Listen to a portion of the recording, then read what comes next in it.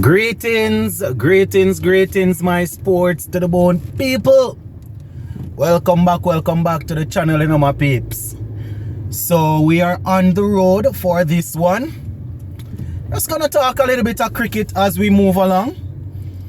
I was doing some reading earlier today and I saw where different media outlets from India, they are running with this story because Shai Hope said he got some good advice from Dhoni a few years ago. Boy, I'm telling them people easy, you know.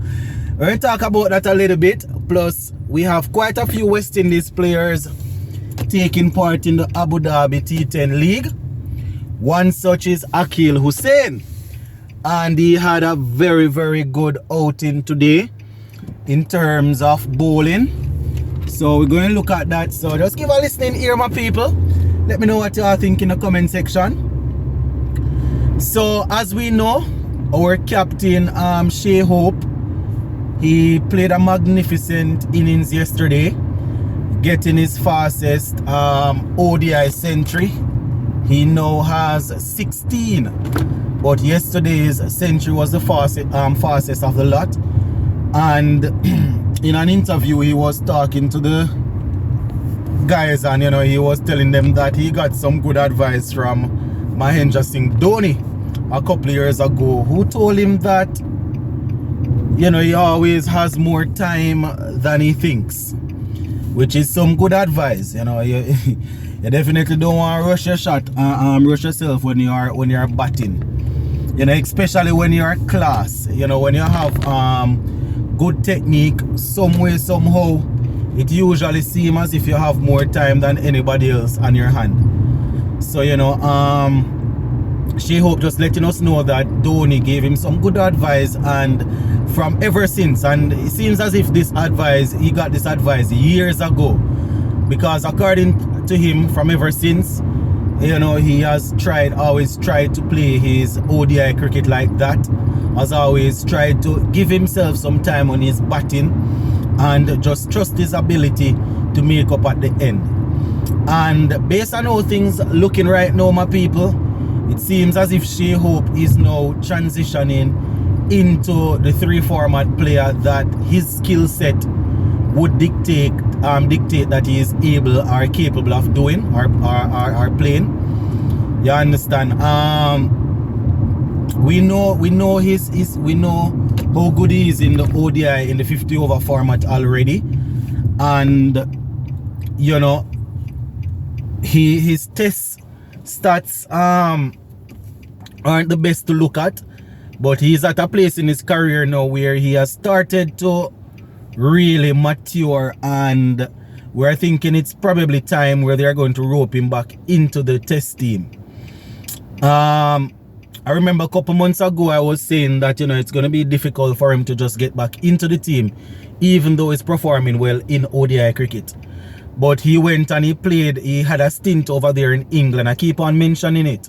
I mentioned it the other day. He had a stint in playing some county cricket, and their league over there is better than our 4-day championship. So even if he didn't perform in the 4-day championship, the fact of the matter is he's playing regional cricket for us, Super 50. He's playing ODI cricket for us. So the fact that he has gotten a chance to play some red ball cricket, that would, and he did fairly well. He did pretty well. You understand? The fact that he has played some red ball cricket and he's doing well in ODIs, and we noticed that he's definitely capable in T20s also. It's probably time where they're going to rope him back into the test team. You understand? Talking about T20, he would have showed his class. So with a couple of the quote-unquote specialist T20 players coming back into the team, it's going to be interesting. But as I always say, it's a good problem to have. When you have 2 or 3 players fighting for one spot, it tends to give the players something to think about. You understand? With Hetmeyer coming back into the T20 team, Pooran into the T20 team, you understand? We have you know, Brandon King is there. Arthanis is probably going to be creeping up same way.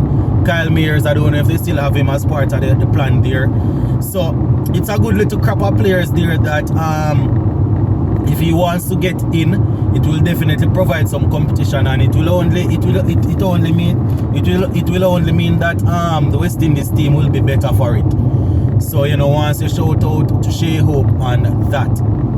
Talking about competition, one such position is the spinning position in West Indies team in all formats. I mean, it's not like we have world-class spinners, but we have spinners that have been doing a job, and you know, we see where Moti seems to have risen as the number one pick right now in terms of our cricket, in terms of our spinning department. You understand? Akil Hussain, who is the next left arm spinner, is actually taking part in the Abu Dhabi T10 league. He had some good figures today. He actually bowled, he actually picked up 3 wickets for 7 runs. So we know how T10 cricket is, you know, my people. Not to discredit any performance or anything, because I have always said that Hussain's bad patch that he went through or is going through at the international level is one that I hope wouldn't take him out of the game, because not so long ago he was our highest ranked bowler, you understand, doing very well in white ball cricket for us. So, you know, I am hoping that with Moti rising up like this, and Kevin Sinclair, who is also doing his thing, you know, we are always happy to see more than what, you know, having competition. As I said, Kevin Sinclair is probably close to getting back into the team. He is playing with the West Indies A team, you know, so he's gonna be providing some sort of competition also. The thing is, with those 2 left arm spinners, they're always gonna go for probably one of them, and then go for either a leg spinner or a half spinner, you know. So that is basically how it is looking. So the spinning department, my people, as I said, it's not world class. We're not talking about Ajmal or Shane One or any of them guys, but or Ashwin. But you know, it's good when you have a couple of players that producing at a certain level that you can say, all right, you know, it's a little competition to pick between them. Gone are the days when we used to have a one spinner and we think that he needs to play every single game because nobody else was really giving him a run, a quote-unquote run for his money. So that is basically how things are looking, my people. Akil Hussain, as I said, in the Abu Dhabi T10 league doing his thing.